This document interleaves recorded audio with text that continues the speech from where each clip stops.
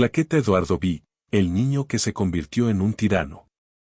Cuando se habla de los hijos de Enrique VIII, todos piensan en María la Sanguinaria o en Isabel la Grande. Pero hubo otro hijo, uno cuya historia rara vez se cuenta, y que tal vez fue el más oscuro de todos, Eduardo V. Un niño que subió al trono con solo 9 años, criado como el Salvador de Inglaterra, pero que terminó convirtiéndose en una figura aterradora. Su vida no fue solo la de un niño enfermizo y frágil. Fue la de un joven con poder absoluto, sin empatía, y con ideas religiosas tan extremas que transformaron su breve reinado en una pesadilla para muchos. Eduardo nació en 1537, el hijo tan deseado por el rey Enrique VIII. Durante años, el rey había buscado desesperadamente un heredero varón. Su nacimiento fue celebrado como un milagro, pero ese milagro trajo una tragedia. Su madre, Juana Seymour, murió solo 12 días después de dar a luz. Esto dejó a Eduardo como un bebé huérfano de madre y aún más valioso para su padre, quien lo protegía con una mezcla de adoración y paranoia. Desde pequeño, Eduardo fue tratado como si fuera más que un niño. Era visto como el futuro de Inglaterra, su salvación religiosa. Se le dieron los mejores tutores, pero no eran simples maestros, eran teólogos radicales protestantes. Su educación fue como una misión divina, enseñarle a odiar el catolicismo, a ver a los herejes como enemigos de Dios y a creer que él tenía autoridad absoluta, porque su poder venía directamente del cielo. Su tutor principal, Juan Cheque, era un erudito brillante pero también un fanático. Bajo su guía, Eduardo estudiaba desde los 6 años textos religiosos complejos. A los 8, ya podía defender con argumentos por qué los católicos debían ser ejecutados. Era un niño inteligente, pero también aislado. Nunca jugaba con otros niños. Nunca tuvo una infancia normal. Solo estaba rodeado de adultos que lo trataban como un profeta. Cuando su padre murió en 1547, Eduardo se convirtió en rey con apenas 9 años. Aunque un consejo de regencia gobernaba en su nombre, Eduardo rápidamente empezó a mostrar que no era una marioneta. Interrumpía reuniones para dar lecciones de teología, revisaba sentencias de muerte y mostraba una inquietante emoción al castigar a quienes consideraba enemigos religiosos. Se decía que sonreía al firmar órdenes de ejecución, satisfecho de poder justificar cada castigo con argumentos bíblicos. Los que lo rodeaban comenzaron a notar su carácter. No tenía intereses normales. Mientras otros niños jugaban, él leía sobre la Inquisición y tomaba notas sobre métodos de tortura.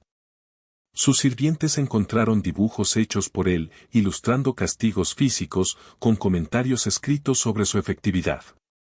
Estaba obsesionado con el sufrimiento, con el castigo, con la pureza religiosa. Sus ideas no eran solo palabras. Escribía sermones que se leían en iglesias de todo el país. Ordenaba castigos crueles, como obligar a un sirviente que lo había disgustado a quedarse horas bajo el sol mientras otros le arrojaban comida podrida.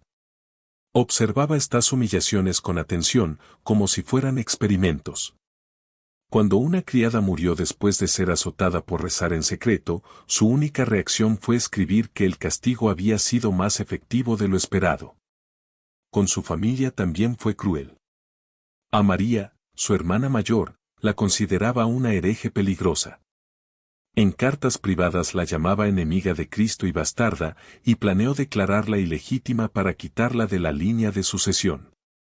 Incluso escribió un falso documento en el que ella confesaba ser traidora.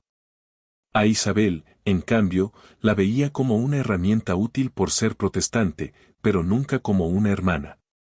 Para Eduardo, la familia no existía, solo había aliados o enemigos. Cuando su salud empezó a deteriorarse en 1553, en vez de mostrar arrepentimiento o calma, Eduardo se volvió aún más extremo. Sabía que si moría, María heredaría el trono y restauraría el catolicismo. Eso lo llenó de terror y de odio. Comenzó a reunirse en secreto con nobles protestantes radicales.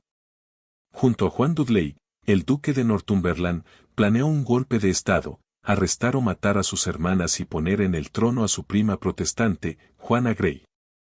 Eduardo escribió leyes, listas de católicos a ejecutar, propiedades a confiscar y reglas para una policía religiosa que controlaría la vida de todos los ciudadanos. Incluso redactó confesiones falsas y castigos públicos para los nobles católicos. Aunque su cuerpo se debilitaba, su fanatismo crecía. Pasaba horas delirando sobre mártires, herejes y castigos divinos. Los médicos creen hoy que sufría de tuberculosis y quizás también de envenenamiento por arsénico, debido a tratamientos equivocados. Su piel se puso verde, su cuerpo olía mal, perdió el cabello, y sufría convulsiones. Pero ni siquiera el dolor lo hizo más compasivo. En sus últimos días, Eduardo escribía entre gritos, rogando a sus aliados que siguieran adelante con su plan, aunque él muriera.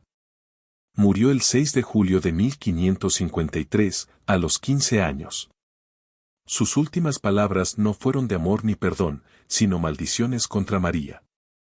Después de su muerte, todo su plan colapsó.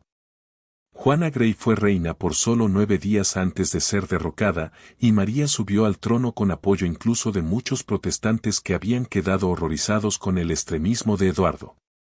La historia de Eduardo V no es la de un niño inocente manipulado por adultos ambiciosos. Es la historia de un joven que abrazó con gusto el poder, que usó la religión para justificar crueldades, y que soñaba con un reino purificado por la violencia. Su educación no lo hizo sabio, sino peligroso. Era brillante, sí, pero también incapaz de sentir compasión. Y eso lo convirtió en uno de los monarcas más aterradores de Inglaterra.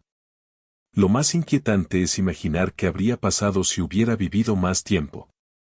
Estaba creando un estado de vigilancia, una dictadura religiosa que hubiera perseguido a todo aquel que pensara diferente.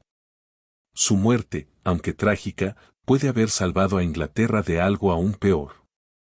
El reinado de Eduardo V nos recuerda que incluso los más jóvenes pueden caer en la oscuridad cuando se les da poder sin límites, sin guía y sin amor. Un niño que debía jugar con juguetes, terminó diseñando torturas. Y su historia es una advertencia para siempre.